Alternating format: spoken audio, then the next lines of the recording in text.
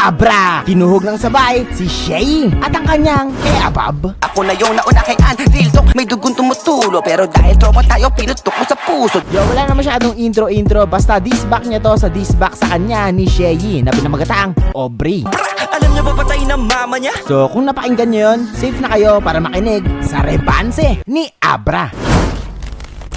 Stilong Marites, di ba sabi ko sa inyo, ingat sa iniidolo, wag tularan yung gento. Kapikat-tikid at sabi ng mapagmatang swezo. Sige, patulan natin para may pakonsuelo. Kala mo di outdated yung atake ni Tokmol. Kunwari pang kalmado, halatado si Ulon. 6 na minuto niyang pagmamaktol. Send to all pero puro quantity lang tol. Walang quality control. Yo, una sa lahat, props muna sa one day prep ni Abra para sagutin si Shay nang ganun kabilis. Alas 12 ng gabi ata to ni-release Kumbaga wala ng timing. Upload na agad. Malamang napabalikwas din si Shay dito. Ikaw ba naman matutulog ka na lang may dumisbak ba sa'yo? Champion sa 2x2 at isa buhay. Gayong pa man karera nila. Hindi makulay kumbaga Teds na magbalik man tila umay dapat libingan nila ng legacy at pinahukay at ayun na nga. Pinakawalan yung English para kunwari marunong any means business. Pero pag in-interview ng English, speechless. Nung nag-scrabble tayo dati nagbuka kang ipit. Di ko nahihimayin isa-isa. Gets nyo naman na siguro pero singit ko lang ang dami kong nababasa sa comment na nasacrifice nga daw ng konti yung tunog o quality ng kanta. Kasi nga siguro dahil one day preparation lang ito. Sabi niya sa amin ni Loon sa Treg, pwede Tagalog, Scrabble tas Tagalog. Ang kapal ng apog sasabay sa talino puro hotdog, turotot lang yan dala mo sa akin puro pasabog. So ayun, naglabas na siya ng mga issue na sila lang sana sa sirkulo nila ang nakakaalam. Hambog, pero hindi naman skill. Feeling Avengers yung ugok pero weak na yung shield. Feeling classy MC pero squammy ang feels. Feeling Abra ka lang minus charisma at appeal. Kaya ayan, pasimpleng paghingi ng simpatya sa fans ng Team Bakya para kahit papano ina siya. Kala mo malaking banta, yung pala malaking mata. Si Tara Shay wala sa lugar, kusang nagpatiwakal. Sa tingin ko, tinutukan niya dito na humihingi ng simpatya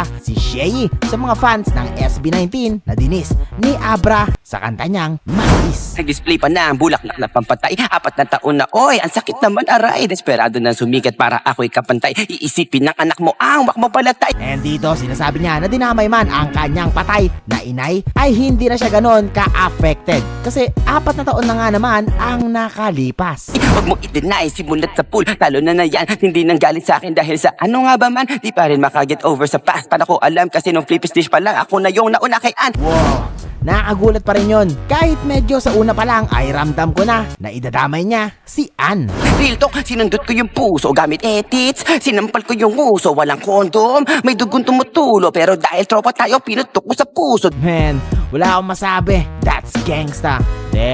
That's dirty. Kung nagkataon pala, baka may kuya pa si Cray. Nakaiinggitan niya kasi mas cute pa sa kanya. Nung dinis ko si Tarshay, kala mo kupal talaga halatang pikon si Pre. Kunwari pang hindi. Damay pa pati anak no? Well, sabi ko nga sa inyo, sa nauna kong video ay magmumukhang battleground talaga ito ng kanilang distrakan. Talagang damayan at bastusan. Parang flip-top lang. Ang pinagkaiba lang ay wala itong beat at wala si Enigma. Para magsabi ng, ay, Huwag ka na mag-English ka ako, halatang pilit. Pag naririnig ko English mo, ang hirap mainggit. Buti pa English ni Easy D, nakakabwisit. Kesa English, malay mo mas fluent kapag nag-incheck. Okay, Raiba, bagsak ang P-pop, tweetams, pero gwapo kahit walang makeup. Ikaw second rate, trying hard, maging hip-hop. Kahit magsama ka yung Subo Boy sa aking mismatch. Subo boys no? Ay nako, napapareact na lang talaga ako. Sasabihin ako'y nagkokoka kahit puro dubito. Kung koka lang usapan, pioneer ng Coke Studio. Porket cocaine trip nyo ni Ann, mga jeje mo na koniyo. Kaya ka-mention sa mais bro, kasi ang corny mo. So dahil sinabi nga siguro ni Shay na nagkokoka siya, ay nirepatan niya lang ito ng simpleng yabang na pioneer siya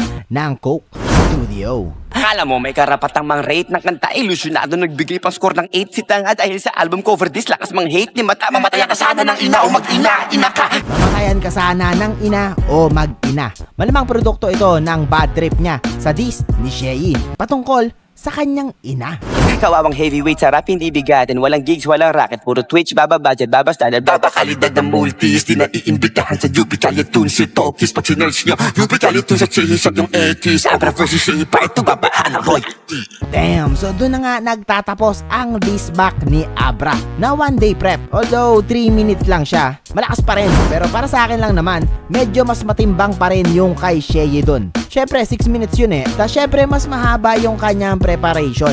However, napakagandang sagot na rin ito at apoy para mas sumiklab pa ang kanilang distrakan. Round 1 pa lang naman to eh. Pwede ba itong magka part 2, 3, and 4? Who knows? Baka mauwi pa ito sa rematch. Kasi naglaban na sila dati, panalo si Abra doon. Tapos nung 2-4-2 naman, nakagante itong si Shei. So parang maganda nga talaga magka-rematch, no? Siguro parang as a tiebreaker. Ako nga pala si Cyberflex.